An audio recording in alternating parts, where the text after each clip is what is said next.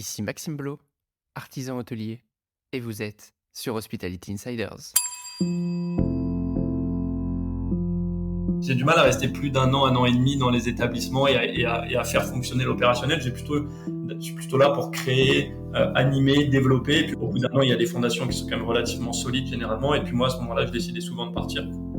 Une bonne stratégie marketing pour un hôtel-restaurant, c'est une stratégie c'est un hôtel qui a compris que le facteur risque de l'hôtellerie, c'est pas l'hôtel, c'est la restauration.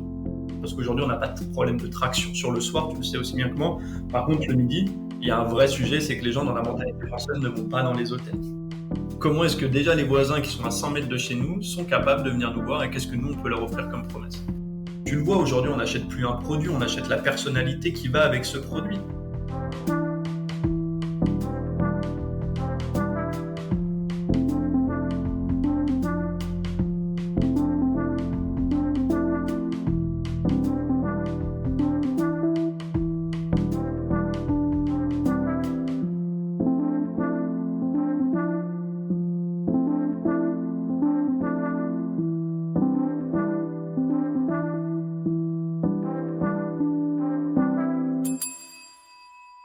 Mes chers insiders, bienvenue sur le premier podcast hôtelier qui parle d'excellence de service. Plusieurs fois par mois, je reçois un invité passionnant pour échanger sur son parcours et sa vision. Nous parlons hôtellerie-restauration bien sûr, mais pas que. Nous abordons ensemble tous mes autres sujets de prédilection. Business, carrière et entrepreneuriat, management et leadership, développement personnel et durable. Vous êtes hôtelier et vous cherchez une solution sur mesure pour améliorer l'expérience client, satisfaire vos équipes et optimiser vos opérations? J'ai la solution pour vous. Muse, c'est mon nouveau partenaire. Muse, c'est bien plus qu'un simple PMS. C'est une plateforme nouvelle génération faite par des hôteliers pour des hôteliers. Avec Muse, vous pouvez personnaliser chaque aspect de l'expérience de vos clients, de la réservation au check-out, de la réception au revenu management. Vous pouvez même automatiser les processus fastidieux, libérant ainsi du temps à vos équipes pour offrir un service exceptionnel à vos clients. Muse n'est pas seulement une solution de gestion, c'est un partenaire dédié à la réussite de votre établissement. Que vous gériez un petit hôtel de charme, des appart-hôtels ou une grande chaîne internationale, Muse s'adapte à vos besoins. En plus, bénéficiez de 10% de réduction sur les frais récurrents en disant que vous venez de ma part. Et si le sujet vous passionne, foncez écouter l'épisode que j'ai enregistré pendant l'été avec Mac Abdelkafi, le directeur des ventes de Muse en France. N'attendez plus et faites passer votre hôtel à la vitesse supérieure avec Muse. L'hôtellerie, le marketing, le vélo, voilà quelques passions qui nous réunissent, mon invité et moi. Il n'en fallait pas plus pour le faire venir sur le podcast. Bonjour Théodore Bouchot. Bonjour Maxime, je suis ravi d'être Merci là. beaucoup. Bon, c'est pas un épisode sur un vélo, mais ça aurait pu. Les conditions d'enregistrement seraient pas terribles. C'est Mais sûr. en tout cas, on risque de déborder un petit peu sur une passion cycliste. C'est fort probable. Tu peux nous dire un petit peu où est-ce que nous sommes aujourd'hui? Alors moi je suis à Orléans, donc j'ai fondé ma petite agence et je travaille depuis Orléans avec une mobilité à l'international, mais voilà, Orléans, proche de Paris, en région, idéal pour Génial. sortir de la ville, sortir prendre le vélo, prendre l'air. J'étais à Paris et puis voilà, j'ai souhaité me délocaliser un petit peu. Écoute, parfait. C'est un endroit que je connais pas très bien, mais je sais qui appeler quand je me déplacerai dans cette région pour aller découvrir. Il paraît que c'est quand même un coin C'est sympa. magnifique, on a le fleuve Royal, on a les châteaux, il y a plein de belles choses à faire. Bon, excellent. Écoute, ça fait longtemps qu'on se côtoie, toi et moi, du moins à travers les réseaux. On a eu l'occasion d'échanger pas mal. Je le disais en introduction, nous avons beaucoup de passions communes. Je pense que pour mettre un peu le contexte, ce serait important que tu commences par te présenter. Moi, Bien j'ai sûr. envie de savoir un peu qui tu es, ton background et comment t'en es arrivé là aujourd'hui. Ok, on va essayer de faire ça de façon synthétique. J'ai un profil que j'aime appeler de bâtisseur, donc je ne reste jamais très longtemps dans les endroits où je suis allé. Aujourd'hui, j'ai 31 ans. Je travaille dans le milieu de l'hospitality depuis 13 ans, aussi bien en restauration qu'en hôtellerie. Profil lycée hôtelier, donc mise à niveau BTS, option art culinaire, art de la table et du service. Derrière, pour la partie académique, en tout cas, je suis parti sur une double licence en gestion hôtelière. Et puis, et en hospitality management en parcours anglophone, ça m'a permis d'aller à l'étranger, etc. Mais voilà. Donc ça, c'est pour la partie académique. Pour la partie plus professionnelle, j'ai un peu découvert tous les métiers de notre secteur. J'ai été barman, j'ai été chef de partie, seconde cuisine, j'ai été responsable restaurant, directeur de restaurant. Donc j'ai vraiment vécu les deux côtés. Euh, Ça, c'est pour la partie restauration. La partie hôtellerie, j'ai travaillé comme réceptionniste, comme chef de brigade sur des marques internationales. Euh, D'accord. donc voilà, toujours dans les hôtels, toujours vraiment Mhm. hôtels et restaurants, et toujours principalement sur des ouvertures d'établissements. J'ai rarement réussi à m'intégrer dans des équipes, Ouais. à Le venir. côté bâtisseur. Ouais, exactement. Vraiment, j'ai du mal à venir. Enfin, j'ai du mal à rester plus d'un an et demi dans les établissements et à faire fonctionner l'opérationnel. Je suis plutôt là pour créer, animer, développer. Et puis au moment où, même si on lance pas un business en un an et qu'il faut que ça se structure, Bien au bout d'un sûr. an, il y a des fondations qui sont quand même relativement solides généralement. Et puis moi, à ce moment-là, je décidais souvent de partir. J'ai eu la chance de travailler en Polynésie, au Tibet. Et toutes ces expériences-là, finalement, bon, on a un métier magnifique, mais en restauration, on a aussi de la pénibilité, on a tout ça. Et puis moi, je me suis rendu compte à 27 ans, 28 ans, que j'avais besoin d'autre chose. J'avais toujours cette envie d'entreprendre. Et en 2015, je plante une boîte dont on pourra en parler tout à l'heure, mais je plante une boîte pour X et Y raison. Et je me dis, a posteriori, je me dis 2 ans, 3 ans après, je me dis, mais en fait, au niveau commercial, au niveau market, je suis pas bon. Je suis vraiment pas bon. Et je trouve qu'en restauration et en hôtellerie, ça pêche vraiment. En tout cas, même dans le cursus, on nous l'apprend pas. Dans le cursus académique, on Ouais. nous l'apprend pas. Et en opération, on nous l'apprend pas parce qu'en fait, je trouve qu'on est un milieu où on rencontre beaucoup de contraintes opérationnelles et que du coup, créer de la valeur, c'est toujours compliqué. Et donc, du coup, je me suis dit, tiens, je vais quitter mon poste de directeur de restaurant. J'étais sur un traiteur, une brasserie, un gastronomique. Je faisais des horaires comme tous les restaurateurs peuvent connaître. Et je me suis dit, tiens, je vais aller chercher du market au culot. Et j'ai été pris sur un poste de responsable marketing et communication à la Défense. Donc voilà, 4 hôtels, 1500 chambres en gestion, Ah oui. premier poste. C'était Euh, quoi comme marque? Accor. Donc, il y avait D'accord. le plus grand Mercure d'Europe. On avait le Novotel Pont de Neuilly. Il y avait Oui, Mercure Grand H derrière la Défense Grand H, enfin, la je Grand H vois. de la Défense. Voilà, ce genre d'établissement-là. Donc, je fais mes gammes là-dessus. En parallèle, je prends un master à la maison, 520 heures à faire en l'espace de 6 mois. Donc, intense, mais histoire de gagner en crédibilité, en légitimité, et puis rendre Hmm. aussi la confiance qu'on m'avait donnée, puisqu'on me faisait Marketing confiance sur. hôtelier ou rien à voir? Pardon? Marketing hôtelier ou rien à Alors, voir? marketing générique. Marketing Ah oui. générique. La partie hôtellerie, je l'avais déjà, entre guillemets, donc je voulais vraiment aller chercher de la compétence. Et après, je me suis formé sur le tas, sur la partie beaucoup plus hôtellerie, les outils, Hmm. les PMS, les channel managers, la D'accord. distribution, etc. Si c'est une formation que tu recommandes, pas hésiter à la citer parce que Ouais, c'est j'ai une des jeunes formation que je auditeurs qui aiment bien Ouais, c'est avoir une ces formation que références. je recommande. Encore une fois, il faut se donner les moyens. Donc, c'est 568 heures, je crois, ou 528 heures à faire en 8 ou 9 mois. Donc, à côté d'un boulot, c'est quand même intense. Il y a beaucoup d'études de cas, ce que j'ai trouvé bien. Donc, on met en pratique, on applique ce qu'on apprend. Après, c'est de l'apprentissage, c'est de l'auto-apprentissage. Donc, on n'a pas de cours, on a de l'info qui revient. C'est de l'école digitale, quoi. Hmm. Et puis, du coup, au bout d'un an et demi, bon, un an et demi en salariat, ça fait voilà. Ouais. Il faut Mais ça s'appelle comment? Je mettrai les références aussi. Visiplus, Visiplus Academy. Ouais, Visiplus Academy. Mais ils ont plusieurs cursus sur la partie. C'est vraiment du digital et c'était un Hmm. executive master en management de projet digital, le titre. Excellent. Mais ça m'a vraiment donné un vrai socle de compétences pour le coup, qui m'a permis en fait, et l'avantage de le faire à côté du boulot, c'était que je pouvais appliquer dès que j'apprenais quelque chose, je pouvais l'appliquer dans mon travail au quotidien. Voilà, comme je te disais, au bout d'un an et demi, schéma similaire, on se retrouve à être en mouvement et je postule sur un poste de chargé de communication à l'époque sur un petit groupe hôtelier. Je suis rentré, il y avait 15 ou entre 15 et 17 hôtels. Je suis sorti responsable marketing et chargé de restauration, chargé de mission restauration au bout de 3 ans. Et là, je me suis dit, en fait, voilà, j'avais construit ce poste-là, j'avais construit le département, j'avais structuré, j'étais resté 3 ans, donc j'avais assis à ma position, mes compétences. Et je me suis dit, c'est le moment de se relancer. Donc, ça fait 5 ans que je suis en market. J'ai mes 9 ans, enfin, mes 8 ans d'hôtellerie derrière et de restauration. Qu'est-ce que j'ai envie de faire? Et là, je me dis, en fait, je vais faire ce que je sais faire et ce que j'aime faire, parce qu'en entreprend, c'est Hmm. deux facteurs importants. Et du coup, je crée l'agence Poème qui répond à ces deux choses-là. et donc qui accompagne les hôteliers de deux façons. D'une première façon via l'agence, en leur permettant d'être accompagnés par un profil marketing, je vais pas dire senior, mais de plus de 5 ans d'expérience, à développer leur activité, renforcer leur image de marque, donc souvent sous un support mensuel, puisque l'idée c'est pas donc sans engagement, mais l'idée c'est pas de faire du one shot. Moi je suis pas un vendeur de rêve, le marketing ça ne fonctionne pas à tous les coups. Je Donc vois. ça c'est la première partie, et la deuxième partie c'est le studio qui lui est là pour créer des restaurants dans les hôtels, parce qu'on a un vrai sujet. Enfin tu le sais tout aussi bien que moi, et je pense qu'on va en Et parler oui. aujourd'hui. Et j'ai vraiment vu qu'il y avait un vrai point noir là-dessus. Et moi, j'ai monté 8, 9 restaurants pendant toutes mes années. En tout cas, j'ai participé à 8 ou 9 restaurants, ouverture de restaurants.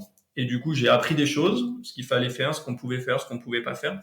Et j'en ai fait une petite recette que j'essaye d'explorer, enfin, voilà, qui est pas finie, mais qui se développe. Et à chaque fois que j'accompagne un nouveau restaurateur, que ce soit avec l'agence Poème ou avant dans mon salariat, bah, Hmm, ça m'a permis, voilà, de construire cette méthode-là. Et d'accord. aujourd'hui, c'est mes Donc, deux. tu as deux axes. Avec l'agence Poème, je suis un restaurateur, je t'appelle. Ouais, Et tu vas t'occuper de mon marketing. Il est externalisé finalement. Donc, tu vas ouais. m'accompagner sur la strat. Et de l'autre côté, il y a le studio où C'est là, tu ça. vas même m'aider à développer quoi, mon Alors, en fin de compte, concept de restauration. alors, De en fin quel de point de compte, vue? c'est ça. Si tu veux, c'est l'agence, elle est là pour vraiment aider uniquement les hôteliers, donc hôteliers, restaurateurs, mais tous les chefs de service d'un hôtel, Ouais, ou alors sur un indépendant, aider les investisseurs ou les exploitants, etc., à vraiment développer leur activité, mettre en place une stratégie marketing. Donc ça, de façon mensuelle, sans engagement, où je suis à côté d'eux au quotidien. Donc ils externalisent en fin de compte une fonction support.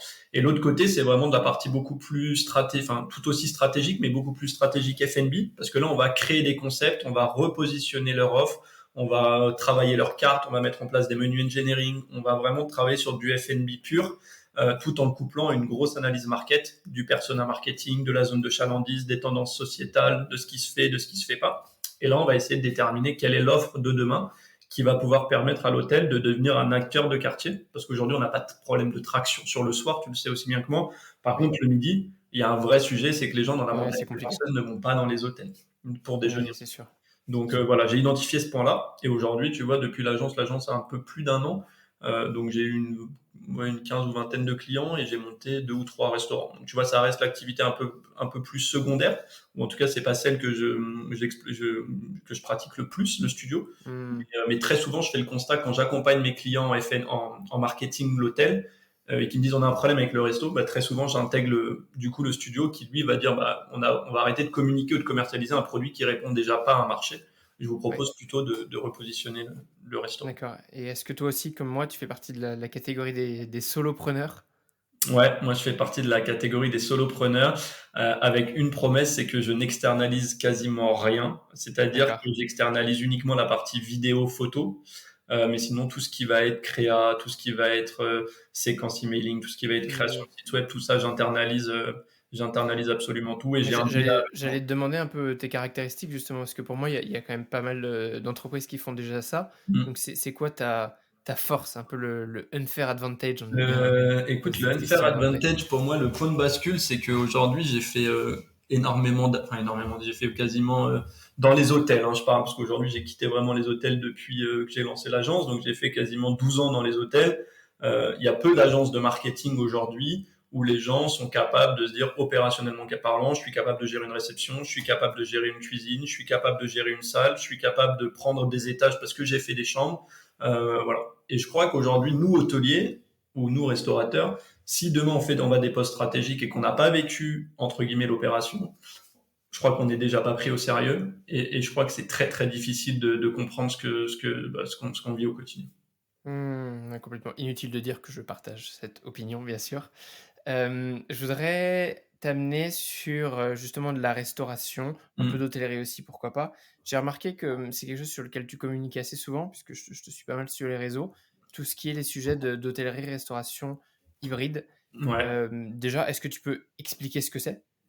Je crois qu'aujourd'hui, en hôtellerie, donc je vais vraiment parler hôtellerie aujourd'hui, moi j'accompagne pas, alors j'accompagne très peu de restaurateurs hors hôtel, donc c'est déjà D'accord, important de le oui. noter. Quand je parle de restauration hybride en hôtellerie, c'est plus la conséquence. La cause, c'est de se dire aujourd'hui, on a des hôtels, des fonciers qui sont colossaux. Alors évidemment, il y a des hôtels plus petits, etc., mais on va parler de marques de gros établissements. L'immobilier est le premier acteur, en hôtellerie. En tout cas, l'hôtellerie devient un vrai, véritable acteur de l'immobilier. les fonciers sont hyper importants, les Ouais, mètres carrés à rentabiliser sont colossaux. Aujourd'hui, on se rend complètement. compte qu'on a des lobbies, donc on a des problématiques que tu connais, on doit mettre des groupes de 40 personnes dans des lobbies, donc ils doivent être larges. On a des salles petit déjeuner qui sont très grandes, mais des restaurants de midi qui vont faire très vide. Et du coup, il faut, à mon sens, essayer de créer des points de vente, créer des pôles qui vont permettre de se compléter, qui vont permettre de vivre ensemble et qui vont permettre d'avoir, comme je disais tout à l'heure, cette traction vers l'extérieur pour devenir un acteur de quartier et devenir une destination de première nécessité. Donc, quand je parle de restauration hybride ou quand je parle de concept hybride, je me dis comment est-ce qu'on peut aller chercher dans d'autres industries des compétences qu'on n'a pas pour venir animer nos points de vente. Et quand je parle de nos points de vente, c'est un lobby qui était simplement un espace de stockage humain, j'appelle ça comme ça Ouais. parce que c'est un peu ça aujourd'hui. Comment est-ce qu'on peut faire pour qu'il génère des flux humains de l'extérieur, donc financiers, parce qu'à un moment donné, c'est le nerf de la guerre.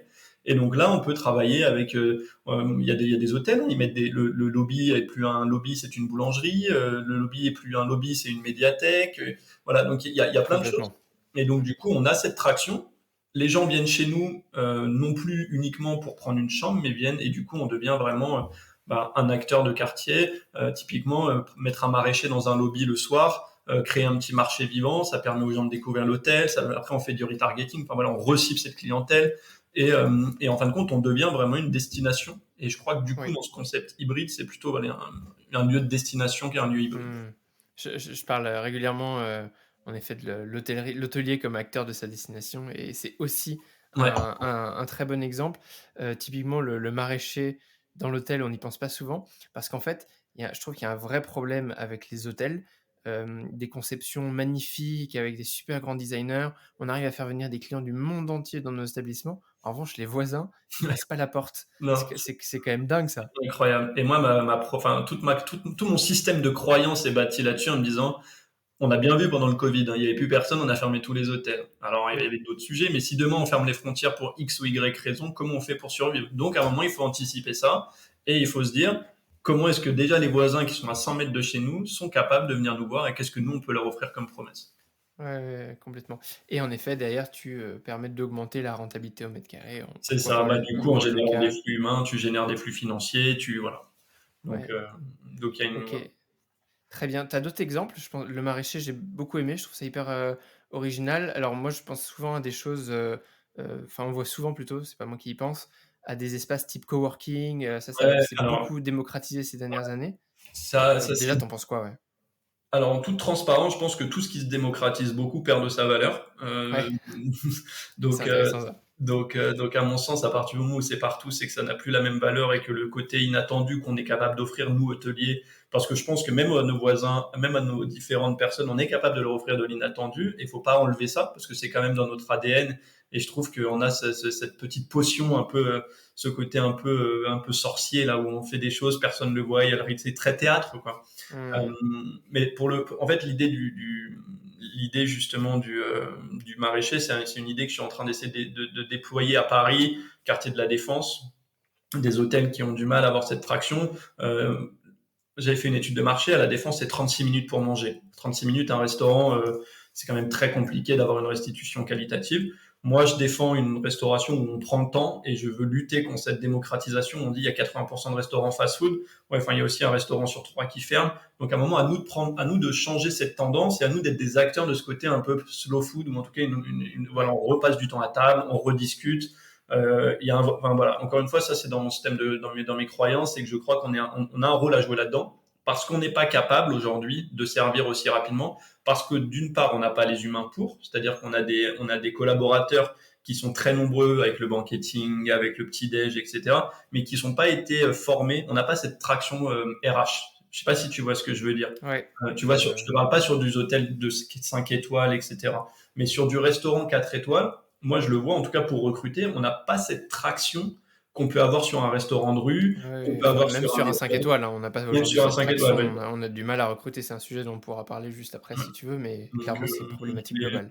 pour revenir à ta question, qu'est-ce qu'on peut mettre en place pour faire venir les gens? C'était ça ta question? Ouais, c'est en fait, tu parles de, hôtelier comme, acteur de sa destination. Alors moi j'en avais parlé avec, Laurent Kedge, pour des sujets de tourisme Ouais, et où on parlait plutôt du touriste voyageur. Mais ouais, moi j'aime aussi ce acteur de sa destination et de ses voisins. Mmh, Comment est-ce qu'on arrive à faire rentrer le voisinage chez nous? Parce qu'en fait, on se rend compte que c'est un énorme chiffre d'affaires bien aussi, sûr. que ça fait vivre un quartier, que ça anime et que, bah, ça peut aussi nous sauver la peau Ouais. dans une crise potentielle, qui pourrait très C'est bien ça. arriver. Mmh. Bah, je crois que, déjà, il y a une grosse partie, fenêtre sur rue qui n'existe pas toujours en hôtellerie, donc maintenant les archis ont compris et on y vient et heureusement puisqu'on a besoin de visibilité. Mais je crois beaucoup aux destinations de première nécessité. Je crois qu'avant de vouloir tout réinventer, de quoi on a besoin tous les jours? Boire un café, manger le midi, prendre un croissant, acheter sa baguette, aller chercher Mmh. un livre, vraiment tout ce qui va nous per tout ce qu'on est capable de vivre au quotidien, tout ce qui peut nous être utile. Hem, Typiquement, moi, je sais que j'avais travaillé avec des marques de mode et où, en gros, on mettait des shops éphémères qui changeaient tous les 2 mois dans les lobbies. Et du coup, ça permettait un petit peu d'avoir, on ciblait une nouvelle clientèle pour faire de l'afterwork. Au lieu de lancer de l'afterwork et se dire, OK, personne nous connaît, on est déjà allé chercher du retail, on l'a intégré dans le lobby. Et ensuite, les gens qui venaient, on leur parlait un petit peu de ça. Tout ce qui va être shop éphémère, en fait, tout ce qui va permettre de générer Et des oui, flux. bien Après, sûr. c'est toujours en fonction de la zone, tu vois. Et oui, oui, parce que c'est aussi difficile de faire venir des voisins quand tu es un peu excentré. J'imagine qu'en Ouais. centre-ville, la problématique n'est pas la même. Non, Et à non. la fois, en centre-ville, tu parlais de rentabilité au mètre carré tout à l'heure et de prix de foncier. Mmh. C'est en centre-ville que les hôtels sont les plus chers, donc c'est eux qui ont la plus grosse urgence à mettre Complètement. ça en place s'ils Mmh. veulent augmenter leur rentabilité au mètre carré. Ouais. Ouais, et puis Ouais, hem, alors je te fais avancer sur un autre sujet, quoique, toi, tu as un parcours à la fois opérationnel, ça que je trouve intéressant, et marketing. Moi, c'est 2 thématiques que j'aime beaucoup. En quoi ces 2 sujets, ces 2 thématiques justement, sont-elles liées selon toi? elles sont liées parce que si tu mets en place une stratégie sans être en corrélation avec tes équipes opérationnelles, je pense que de toute façon, tu te plantes. Parce que dans nos métiers, ton premier canal de communication, c'est tes équipes. C'est celles qui font vivre le message, c'est celles qui font vivre l'expérience, c'est celles qui vont te permettre à ton client de comprendre qui tu es. Donc pour moi, le meilleur endroit, moi je vois beaucoup de gens qui disent oui, mais est-ce que tu as mené des études, des chiffres de l'INSEE? Je dis toujours, je dis passe 10 minutes dans un lobby à une heure de Ouais, pointe, tu vas voir tout de suite qu'est-ce qui se passe, qui est là, quels sont les problèmes. complètement. Donc Mmh. je passe souvent, j'arrive dans un lobby, je me mets 20 minutes dedans, je commence à discuter un peu avec les gens et puis je reste toute l'après-midi et je laisse traîner l'oreille. Et en fait, on se rend compte que très souvent, les équipes opérationnelles n'ont pas la stratégie de. Enfin, elle n'est pas redescendue. Et quand je dis redescendue, c'est pas péjoratif, Oui, mais en tout cas, elle s'est pas déployée, répandu, sur les répandue. différents Ouais, départements, bien exactement. sûr, ouais, Elle ouais. s'est pas répandue. Donc, je pense que là où il y a un vrai sens, c'est de se dire, je monte une stratégie je monte une stratégie, mais si mes équipes opérationnelles ne la comprennent pas, on va pas s'en sortir et ça fonctionnera pas. Donc, je sais pas si ça répond à ta question, mais en tout cas, c'est un des éléments de réponse que je vois. Complètement et j'ai envie de rebondir là-dessus parce que, enfin, mes étudiants marketing, je donne des cours en ce moment et pas plus tard que ce matin, je leur disais ça et je donnais exactement ton exemple. Je leur dis: «Ça on fonctionne en silo». Tu sais, tu as le Ouais. silo opérationnel, la réception qui gère le quotidien et derrière tu as, le silo marketing qui met en place des strates et ceux qui sont à 10 mètres de là, qui sont au quotidien avec le client, ils le savent même pas. Ouais. À quel moment on arrive à communiquer entre nous Ouais, c'est pour ça. créer ce lien. Parce qu'en fait, finalement, pour moi, l'opérationnel, c'est que le bras armé de la stratégie marketing. Et d'ailleurs, je trouvais ça hyper pertinent que c'est pour ça que c'est intéressant d'avoir des gens comme toi qui ont fait un peu ces deux postes, d'avoir des profils croisés, tu vois, des profils hybrides qui Mmh. maîtrisent les deux, ou d'envoyer les marketeurs sur le terrain et inversement. Ouais, bien sûr. Bah, c'est pour ça que moi, tu vois, quand j'étais responsable marketing, on avait 26 hôtels. Je passais 4 nuits sur 5 de ma semaine dans les hôtels. On en avait entre Le Havre et Nice, mais je vivais dans les hôtels. Parce Bien que sûr. dans ton siège, à Paris, au siège, tu peux pas percevoir ce qui se passe, tu comprends pas Mm. l'ADN de la ville. Il y a des villes qui ont des ADN plus forts que d'autres. Donc pour moi, à un moment donné, les marketeurs doivent vivre dans les hôtels. Et j'y crois Complètement. beaucoup. Complètement. Il faut, ce qu'on appelle dans le jargon, c'est sentir le lobby. Tu sais, tu Exactement. arrives, tu respires un petit peu l'atmosphère et il y Ouais, a des trucs que tu peux pas expliquer, mais ouais, quand tu arrives dans un hôtel, tu sais tout de suite l'ambiance qu'il y a et généralement tout ce qui se passe derrière, ça vient confirmer ce que tu as déjà pressenti. je suis assez d'accord avec ça. Ouais, c'est très, très fort. La question est hyper large, donc tu la prendras comme tu veux, mais c'est quoi une bonne strat marketing, une bonne stratégie marketing pour un hôtel-restaurant?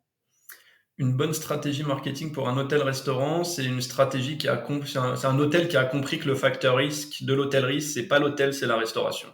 Euh, C'est-à-dire, je m'explique, c'est-à-dire de se dire, OK, on a des canaux d'acquisition, on va aller chercher des OTA, on va essayer de faire un petit mix management pour que, grosso modo, je prenne un peu de loisirs, un peu de corpo. Ça, tout le monde sait le faire. En tout cas, demain, tu ouvres un hôtel, si tu sais pas faire, déjà, tu viens avec une grosse pénalité. Enfin, voilà, c'est maîtriser la partie revenu management. Ça, pour moi, c'est une grosse partie de la stratégie marketing. Parce que pour moi, en tout cas, en hôtellerie, je vois beaucoup de profils sales market. Moi, en tout cas, demain, si j'ai un hôtel, je ferai un profil market revenu parce que je crois que ça cohabite beaucoup plus. Et j'ai rien contre le sales, mais je pense que le sales doit plutôt cohabiter avec les opérations, qu'avec ces deux métiers-là, même si c'est un triptyque, etc. Ça, c'est la première chose. Donc, comprendre que la restauration est le facteur X de l'hôtellerie, ça veut dire quoi? Ça veut dire se donner la chance de créer une vraie offre de restauration. Donc, ça veut dire mettre en place une vraie marque employeur, ça veut dire mettre en place une vraie culture d'entreprise, et ça veut dire non pas se baser sur le marché pour construire une offre, mais plutôt se baser sur des tendances. Moi, je vois très souvent des gens qui me disent « Ouais, mais tu n'as pas fait de benchmark. Donc, tu me demandes de créer un concept et tu veux que je m'appuie sur ce que font tes concurrents. » Alors que moi, je pense, mais c'est encore une fois, ça fait partie de mes croyances, c'est je préfère te faire un concept qui se base sur des tendances sociétales, de se dire, OK, Théo, il y a de plus en plus de solopreneurs. OK, Théo, il y a de plus en plus de mecs qui télétravaillent. OK, Théo, il y a plus de gens qui ont des problèmes de santé mentale parce que les gens se sont isolés pendant le Covid. Comment, avec ça, on va pouvoir créer de la valeur, nous, en tant qu'hôteliers, pour, par exemple, arrêter d'être simplement réceptif sur du séminaire. Tu sais, en hôtellerie, tu as des fonciers, tu as des salles incroyables, tu n'en as pas un qui organise des événements autres que des afterwork. Donc, on a des centres de congrès et on se dit, ah bon, on va inviter lui, on va inviter ça, on va prendre du réceptif, on leur fait des petits fours, on prend en photo nos poses, on dit c'est joli, ah regardez, super. Oh, on a des fonciers qui sont fous, je connais des hôtels, ils ont 20, 25, 30 salles de réunion, ils peuvent faire des événements de fous, et aujourd'hui, il y a très peu de gens qui le font. Donc, pour moi, une bonne stratégie, c'est déjà basculer de réceptif à acteur et créateur d'événements, et c'est se dire, mon restaurant, aujourd'hui, sera ma porte d'entrée à mon voisinage, à mes locaux. Ok, hyper intéressant. Tu as deux axes là qui me plaisent beaucoup. Tu as dit des mots-clés que je peux pas du tout laisser passer. Tu as parlé de marque employeur, Ouais, donc ça m'amène obligatoirement sur le RH. ouais. Pour toi, est-ce que le marketing et les RH, donc les ressources humaines, sont compatibles? Oui, oui, s'il est secondaire. Pour moi, la priorité, on parle de culture RH en hôtellerie, hein. Je parle vraiment de hôtellerie sans sortir de là. Je crois qu'on oublie qu'en hôtellerie, le premier levier RH qui est sous-estimé, et on en a parlé plusieurs fois, c'est le vêtement d'image, qui Ouais. est pour moi hyper important parce qu'on est dans un Mhm. métier de théâtre et quand tu te sens pas bien dans ton costume, bah, t'es plus un super-héros, t'es je ne sais trop quoi, mais voilà, donc il y a ce côté-là. Et je trouve qu'on parle jamais du perso. Mais le repas du personnel, donc le perso, la mise en place papa, peu Mhm. importe comment on l'appelle, elle est vraiment on n'en parle jamais, mais pour moi, quand on passe du temps à table, encore une fois, on découvre ses collègues. Par contre, si c'est pas bon et qu'on prend son assiette sous vide, machin, truc, c'est plus la même expérience. Et je crois que l'expérience passe par l'échange et que le meilleur moyen pour s'échanger dans un hôtel où tout le monde est pris par son quotidien, c'est le repas. Donc c'est Mhm. déjà faire en sorte que les gens soient à table. Et pour moi, ça c'est les deux marqueurs de marque, enfin les Quand deux tu dis piliers. les gens, tu parles des salariés. Je parle des salariés et des Eh collaborateurs. Ouais. oui. Je parle des Ouais. collaborateurs. Je parle de faire en sorte que les gens mangent ensemble. Ceux qui mangent chez eux, ceux qui Mhm. machin. Voilà, les avantages en nature, tout le monde a Et si possible qu'on les nourrisse, en effet, ça change tout d'avoir un repas où tout le monde se Bien retrouve sûr, à la cantine à 11h, c'est hyper 11h30 important. avant le service, plutôt Mm. que chacun mange sur le pouce dans un coin ou à Pour moi, c'est l'extérieur. un des leviers les plus importants. Et après, pour répondre oui, donc ça en prioritaire, en secondaire, le marketing, oui, parce qu'il va te permettre à long terme, et moi, je vois tout le monde, oui, mais je vais changer votre marque employeur. Non, une marque employeur, elle se change pas, elle se peaufine, elle se Mmh. développe. Mais c'est comme tout dans le marketing, c'est une vision long-termiste. Ouais, On ouais, et n'est puis pas, c'est expérientiel. Enfin, c'est c'est-à-dire ça, c'est du exactement. cumul Mm. d'expériences qui fait que tu adaptes, au fur et à mesure. J'en profite quand même pour un petit poc à Nasli Ashkenani, c'est elle, tu sais, le vêtement d'image, qui crée des Ah, vêtements d'image, qui m'avait appris ce ok. terme-là que Eh j'utilisais ben, pas j'aime du beaucoup. tout et depuis, ouais, voilà, on lui dit coucou et un Ouais. deuxième coucou qu'il faut quand même que je fasse, c'est avec Bruno Lanvin, on avait dit cette expression, je pense que tu vas adorer, c'est, «Montre-moi ton vestiaire, on verra si tu es fier». Tu vois, Ouais. bah, dans la même logique qu'en fait, tu es censé bien nourrir tes employés, en tout cas leur mettre un bon cadre. Il faut aussi qu'ils aient un bon endroit où se reposer, où se doucher. Ça paraît basique, mais en fait, quand on fait des métiers opérationnels, on passe beaucoup d'heures. Pouvoir se doucher avant ou après le service, c'est quand même juste agréable. C'est la base de l'hygiène. Et un Complètement. endroit chaud, ça paraît bête aussi, où on puisse se changer. Moi, j'étais dans des vestiaires, on était au -3, il faisait froid l'hiver, Il faisait chaud l'été. Évidemment, pas de climatisation, on se gelait les pieds, c'était dégueulasse. Franchement, quelle honte, mais qu'est-ce que tu veux aller Mais tirer du de coup, c'est l'excellence de aussi tes pour ça. collaborateurs une fois que tu as mis ça en place? Mais tu vois, je te rejoins à 10 000 et on parle de faire la roue, le pan. J'écrivais ça il y a pas longtemps sur un article LinkedIn. Mais commençons déjà à nourrir les gens. En fait, revenons aux fondamentaux Bien de la sûr, relation humaine, en fait. ouais, Donc, le secteur évolue et restauration a beaucoup évolué. L'hôtellerie, enfin, elle partait de très loin, donc heureusement. Mais voilà, ça, c'est les fondamentaux. Et après, le market, oui, sur de l'inbound. Donc, vraiment essayer de créer, donc, l'inbound, de créer du contenu qui représente la marque. Moi, je vois beaucoup de gens et j'ai des clients, hein, on essaye d'écrire du contenu, mais c'est très policé, c'est très ouais, corporate, ça manque et oui. d'authenticité. Et je leur dis, comme ça, on n'a pas cette traction, on l'aura pas en fait. Mmh. Tu le vois aujourd'hui, on n'achète plus un produit, on achète la personnalité qui va avec ce produit. Et je crois que ça marche beaucoup aujourd'hui. Qu'est-ce qu'on veut faire quand on va recruter quelqu'un, enfin quand on va postuler, pardon. On va postuler parce qu'on a des gens au sein de cette boîte qui nous ressemblent. On veut appartenir à une communauté, on veut, tu vois. Et Bien donc, sûr. ouais, il y a tout ça. Ouais, donc marketing RH, compatible selon toi. L'autre jour, tu as dit quelque chose qui m'a interloqué parce que moi j'utilise aussi, mais j'aimais bien ça. Tu comparais, les techniques de recrutement avec les techniques de, marketing, communication, persona. Tu parlais de tunnel de vente. Tu pourrais te détailler un peu cette partie-là? Écoute, je crois que aujourd'hui, une offre d'emploi est considérée comme de la publicité et que plus personne ne croit à la pub. Il y a pas, dans en tout cas dans les, enfin, je vais parler de ma génération, je veux pas parler pour tout le monde, mais je crois que quand on voit une pub, c'est pas ça qui va nous déclencher l'achat. Ou alors je me trompe, Mmh. mais en tout cas, je fonctionne pas comme ça. Ouais, je suis Euh, d'accord. Ce que je crois par contre, c'est qu'aujourd'hui, il y a des techniques marketing qui nous font acheter des choses. Et celle qui nous fait acheter aujourd'hui, qui nous déclenche l'achat, c'est celle qui nous rassure, qui nous dit, OK, il y a des gens qui ont acheté avant moi, leur produit a l'air bien, ce que me dit la marque, je m'en fiche royalement. Par contre, ce que me dit ce que me dit l'acheteur, ou en tout cas la personne qui parle, ce qu'on appelle les micro-influenceurs aujourd'hui, ou les Oui, influenceurs. Donc, il y a à boire et à manger, mais en tout cas, c'est ce qu'on appelle l'UGC, tu sais, User Generated Content. Donc, c'est du contenu absolument, généré oui. par l'utilisateur. Et donc, je crois qu'en fait, il faut considérer les pages carrières comme des pages de vente. Et qu'est-ce qu'on voit sur des pages de vente? Donc, on a ce tunnel de vente qui doit nous emmener donc de séduction jusqu'à déclencher l'achat en fin de compte. Donc, il y a des avis. Moi, je crois beaucoup à l'avis client et on pourra en parler. C'est le site que j'ai monté en 2015, mais je crois beaucoup qu'il ne faut pas hésiter à demander à nos collaborateurs, à nos équipes de laisser un avis sur l'expérience qu'ils ont vécue. Mmh. Déjà, ça fait grandir. Alors maintenant, c'est Complètement. confidentiel, c'est anonyme, tu sais, ça existe dans les grosses boîtes, mais je crois qu'il faut les publier. Bien sûr, mais parle-en de cette entreprise parce que pour moi, c'est un truc que une réflexion que je me suis déjà faite. Je ne comprends pas pourquoi, en effet, aujourd'hui, un candidat, ne peut pas évaluer son employeur, Mmh. de la même manière qu'on a des TripAdvisor, des comparateurs à Google. Pourquoi est-ce qu'on ne pourrait pas faire la même chose entre employeurs et pourquoi pas avec les employés aussi? Mais tu vois, d'avoir un système sain de notation avec, des commentaires et qui puisse aussi permettre aux uns et aux autres d'évoluer finalement. Écoute, la transition, elle est parfaite. Donc, j'ai créé Spart, ne postulez plus par hasard, qui était une entreprise qui permettait aux employés en hôtellerie-restauration d'évaluer leurs employeurs sur différents critères.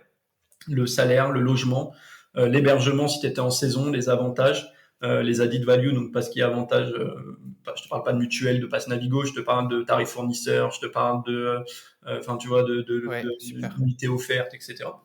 Et donc l'employé, donc ça te permettait à donc l'employé voilà pouvait poster un avis sur une entreprise dans laquelle il avait travaillé. Ça te permettait à toi d'avoir une vision beaucoup plus objective d'une entreprise en tant que candidat. L'employeur, lui, pouvait répondre aux avis, donc un peu comme ça se fait partout. Hein. Donc, voilà. Tous les avis étaient modérés par un certificat de travail. Donc tu vois, parce qu'on voulait vraiment être crédible. De l'autre côté, l'employeur, lui, pouvait poster des offres d'emploi auxquelles l'employé pouvait répondre. Donc si tu veux, D'accord, c'était vraiment à super. double entrée. Donc j'ai lancé ça il y a 8 ans. Mmh. Ça a tourné 3 ans. J'ai fait Trop face au... tôt, beaucoup trop tôt. Ouais, mais j'ai fait face à ce qu'était pardon, le secteur en 2015. Ouais. On n'était pas là-dedans, tu vois, mais alors vraiment pas. Aujourd'hui, le site, il va se relancer. Moi, j'ai tout le code, je suis en train de le reprendre, mais bon, mais en gros, l'idée, c'est vraiment de le lancer en pleine nature et voir comment il veut vivre. Il y avait pas de modèle de revenu dessus. C'était un SaaS ouvert.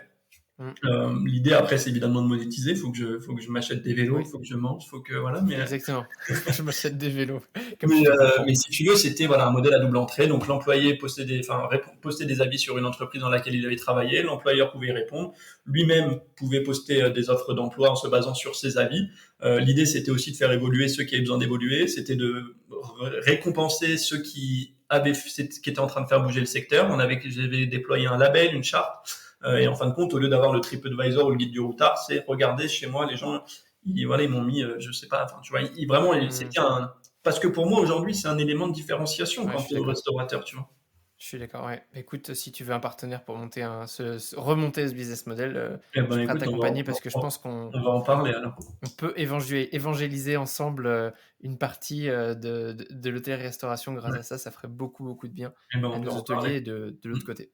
Ok, Top. Écoute, contrat signé. c'est Euh, parti.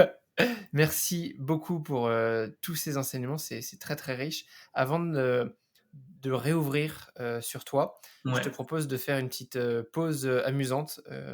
C'est l'heure de mon jeu que j'appelle mots-clés contre bénéfices. ouais, Alors, je t'explique les règles. Tu donnes un mot-clé, vraiment celui de ton choix, d'accord. et l'auditeur qui utilisera ce mot-clé, idéalement sur Apple Podcast avec un avis et pourquoi pas 5 étoiles. Ça Ouais. marche aussi sur YouTube ou toute plateforme où on peut laisser un avis.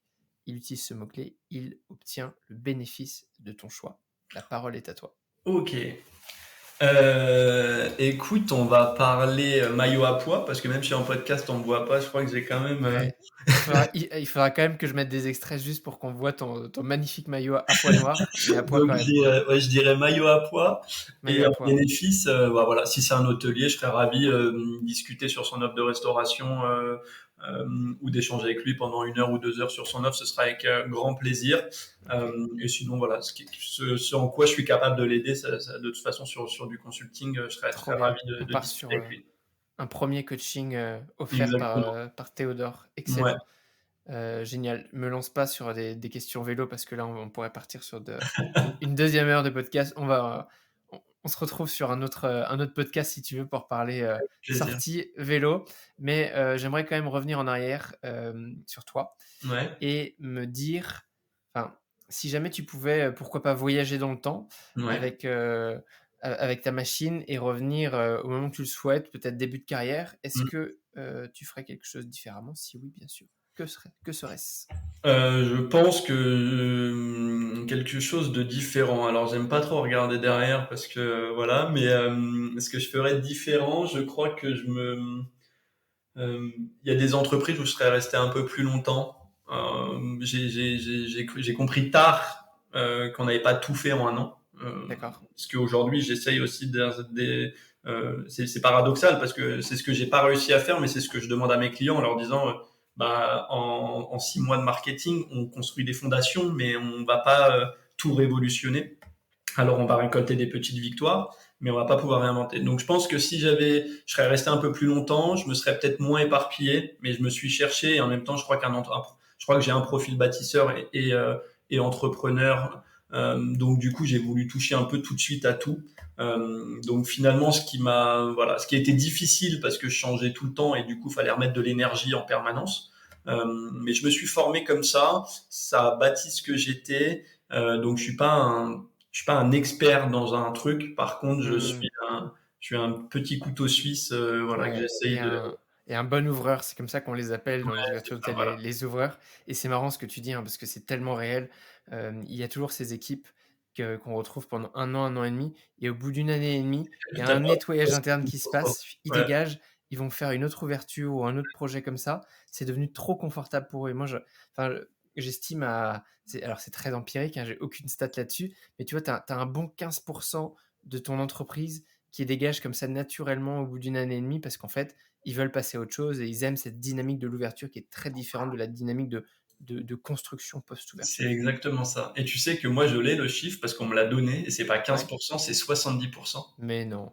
70% de tes équipes à l'ouverture partent. Ok, mais au bout de combien de temps?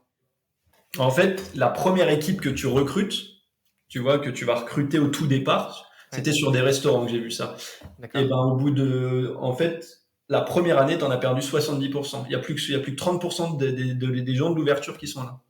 Alors, Waouh. je me base sur quoi? Je ne sais plus. C'était en Ouais. discutant avec. Bah, si tu nous trouves la stat, Ouais, je l'avais bien la référence, mais c'est vrai que partout où j'ai été, c'est très marqué. Et puis quand j'en parle, je pense sur Hospitality Insiders, on a fait plein d'épisodes où on parlait de gens qui ont travaillé dans des ouvertures, et c'est très très marqué. au bout d'une année et demie, voilà, il y a un an et demi, pendant un an, généralement, on se met en mode sous-marin. C'était Olivier Cambournac qui disait ça. Tu pars Ouais, dans une direction, tu sais pas laquelle, on se met dans le noir, on ferme les yeux et on avance. ouais, Il faut juste avancer. c'est Et au bout ça. d'un an et demi, tu relèves la tête. Et là, déjà, à ce moment, il y a des gens qui sautent du navire parce Mm. qu'ils sont déjà soit fatigués, soit qui veulent passer à autre chose, en fait. Ouais, et puis c'est tellement tribal, les ouvertures. C'est ce que j'aime Complètement. aussi. C'est ce côté très brigade, très communautaire. On est très Ouais, ensemble, c'est un projet qu'on porte. Et je trouve que cette appartenance-là, alors j'ai fait d'autres secteurs, mais beaucoup moins, mais j'ai bossé en usine quand fallait bosser en usine, etc. Ça n'existe pas, ça. C'est pour ça que je suis retourné dans l'hôtellerie. C'est parce qu'à un moment donné, on n'est pas payé cher, mais qu'est-ce qu'on sait, mais qu'est-ce qu'on rigole. c'est Donc ça, on le dit souvent. Bon, si on pouvait être payé un peu plus cher, on aimerait encore plus, probablement. on était payé un peu plus cher, on serait peut-être resté plus longtemps. Mais voilà, donc c'est ce côté très tribal que je trouve incroyable et c'est ce que je dis toujours. J'étais au lycée hôtelier, je suis revenu 10 ans après et je discutais avec mes anciens profs et là ils m'ont tous posé la question quand je les ai croisés dans le couloir. Ils m'ont demandé est-ce que tu es toujours, enfin la question était plutôt à tendance négation. Ils m'ont dit est-ce que donc tu n'es plus dans le secteur, j'imagine. Donc ça annonce aussi quelque chose. C'est qu'on Ouais, a un vrai problème de séduction. complètement. Donc je pense qu'il Complètement. y a un vrai truc à faire dans les lycées hôteliers, à aller un peu prêcher de la bonne parole, montrer qu'il y a d'autres choses dans nos métiers, qu'on peut voyager, qu'on peut s'exprimer sur vraiment énormément de choses. Bien sûr, mission séduction dans l'hôtellerie-restauration et redorer le blason de notre beau métier, je suis d'accord Complètement, avec toi. complètement. Tu as une recommandation de livre ou de média? De livres ou de médias? Écoute, comme je suis pas un grand lecteur, je vais être très honnête. Le dernier livre que j'ai lu, c'est Sun Tzu, La règle de la guerre et de la stratégie. C'était mon Euh, premier livre de management. ouais, bah voilà, tu Parce que c'est vois. clairement un livre de management, hein, c'est vraiment des strates que tu Oui, peux oui, appliquer dans complètement, l'entreprise. complètement. Mais assez intéressant sur bien des sujets et à déployer sur d'autres choses, tu vois, enfin, sur du management et dans la vie de tous les jours.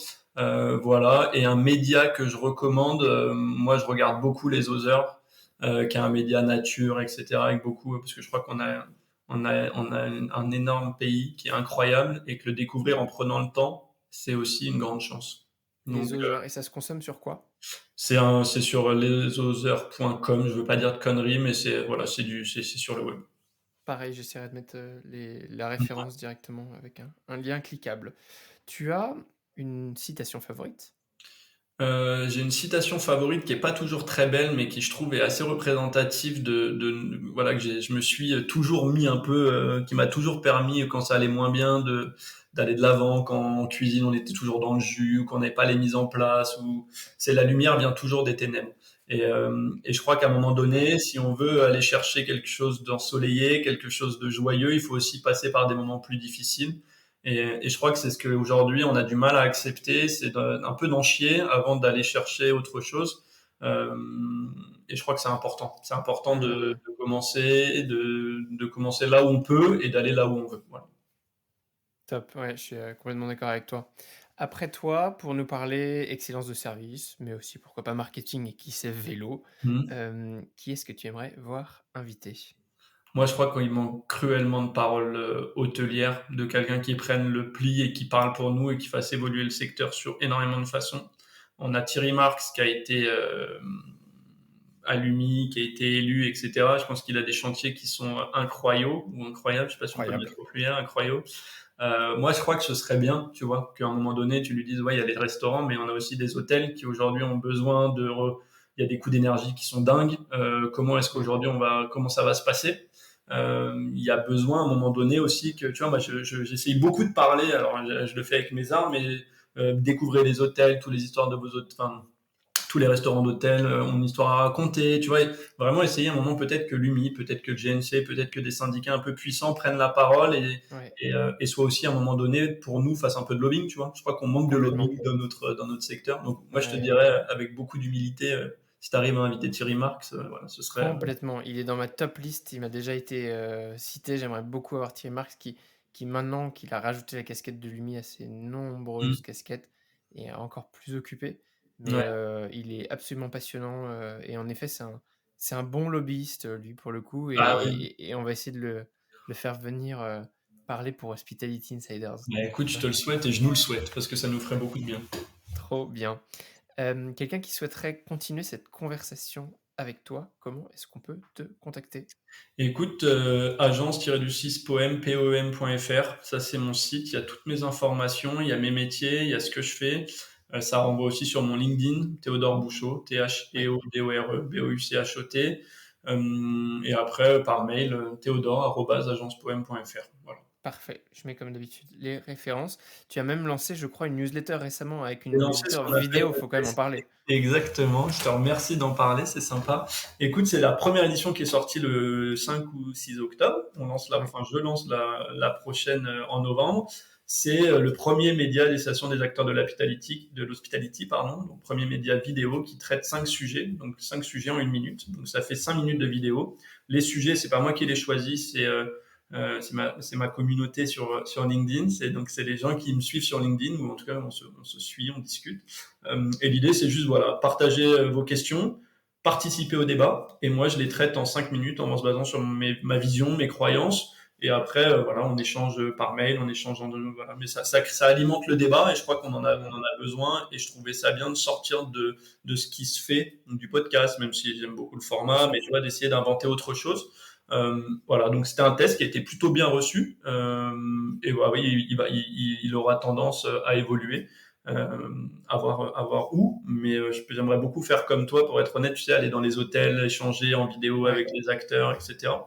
Donc voilà, pour l'instant, c'est plutôt du snack, du contenu rapide, mais à terme, j'aimerais voilà, essayer de déployer. Ah super, c'est un gros challenge en plus, de résumer en 1 minute autant de autant Ouais, de questions, gros boulot, mais bien, encore une fois, on en a besoin, on n'est pas trop de 2 à partager du contenu sur ces thématiques-là et j'espère que notre conversation d'aujourd'hui sera venue un peu nourrir des futurs sujets. j'espère. Théodore, c'est l'heure du mot de la fin. Si tu as Ouais. un dernier, tout dernier message à faire passer à nos insiders, lequel serait-il? Amusez-vous, vraiment. Je crois qu'il y a qu'un mot, c'est on a des hôtels, vraiment, on a un secteur incroyable. En tout cas, moi, je suis un vrai passionné, et je crois qu'il y a un truc qu'on oublie, c'est qu'il faut qu'on s'amuse et qu'il faut qu'on crée de la valeur dans nos hôtels et qu'on vive pas juste le quotidien. Alors, je sais, hein, c'est compliqué, on a des contraintes, des limites opérationnelles qui sont fortes, mais je crois vraiment, pour s'exprimer dans nos métiers, il faut créer, innover. Pour ça, il faut se libérer du temps. Donc, faites-vous aider, externaliser certaines choses. Ça peut être du market, ça peut être de l'excellence opérationnelle, de l'excellence de service, ça peut être autre chose. Mais faites-vous aider pour vous permettre, en tout cas, de vous libérer du temps et libérer du temps à votre équipe, parce que voilà, il faut qu'on s'amuse. Donc, amusez-vous.